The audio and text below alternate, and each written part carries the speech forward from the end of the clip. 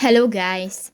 In this video, I'm going to show you how to disable analytics on the Gaia GPS application. But first of all, I just want to mention, please don't forget to subscribe to our channel, because at 100,000 subscribers, we are going to show you our YouTube revenue statistics and growth strategy, how to make money online. So let's jump into it. First of all, open the application on your device.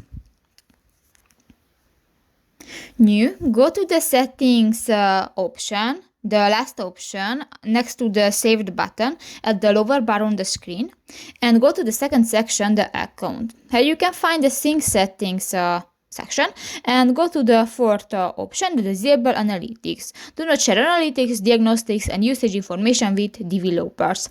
And if you want to enable this function, just click to the next white circle and click to the OK, and if it will be green, this function will be enabled. So that's pretty much it for this video, guys. See you in the next one. Bye bye.